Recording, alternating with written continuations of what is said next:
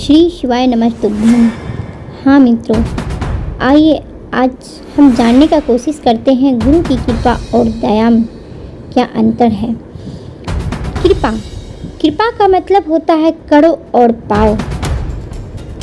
जैसे गुरु की कृपा तब होगी जब आप गुरु का कार्य करेंगे, यानी गुरु का आदेश का पालन करेंगे, पूजा पाठ करेंगे और जब तक करेंगे, जितना करेंगे उतना ही मिलेगा।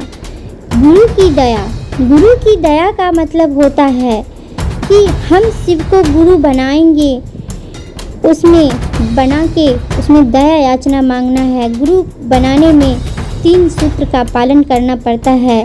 पहला में है दया मांगना, दूसरा में है चर्चा, तीसरा में है नमः शिवाय से प्रणाम करना गुरु को।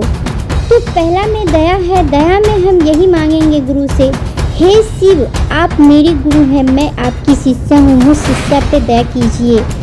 इसमें हम गुरु से हक जताते हैं, अधिकार करते हैं गुरु पे कि हे शिव आप इस टाइम में मेरे ही गुरु हैं, सिर्फ मेरे गुरु हैं, मुझ शिष्या पे दया कीजिए। बस उस पे पहले अधिकार करके उससे दया मांगते हैं। दूसरा में है चर्चा करना। चर्चा में का मतलब होता है कि गपशप करना, कि जैसे हम 2 आदमी बैठे हैं तो उसमें गुरु की बातें छिड़ गई तो कुछ उनका भी बातें सुन लेते हैं और कुछ अपना भी बातें गुरु के बारे में बोल देते हैं। तो तीसरा में है नमन। नमन में है हम नमः शिवाय से शिव गुरु को प्रणाम करते हैं। जिस तरह से घर में बड़े व्यक्ति आते हैं तो उसका पैर छू के प्रणाम करते हैं, उसी तरह से हम शिव गुरु के चरणों में नमः शिवाय से गुरु को प्रणाम करते हैं 108 बार।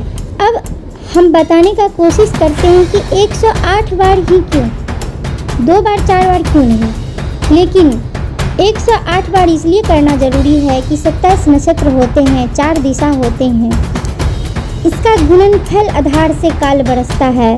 27 गुना 4 करने के बाद 108 होता है। इसीलिए कि हमारे किसी न किसी नक्षत्र में काल गुजरते रहता है हर हमेशा। अगर नमः शिवाय का जाप करेंगे तो हर दिशा का काल कष्ट कटते रहेगा और हमारे लौकिक परलौकिक कष्ट दूर होते रहेंगे। तो हमारे गुरु को अब इस भूमि पर लाने का काम कौन किया है? वो तो सदियों से गुरु थे, किताबों में महाकाव्यों में बंद पड़े थे, लेकिन इस लोक में लाने का काम मेरे भाई साहब हरिंदर भैया और नीलम दीदी ने किए हैं।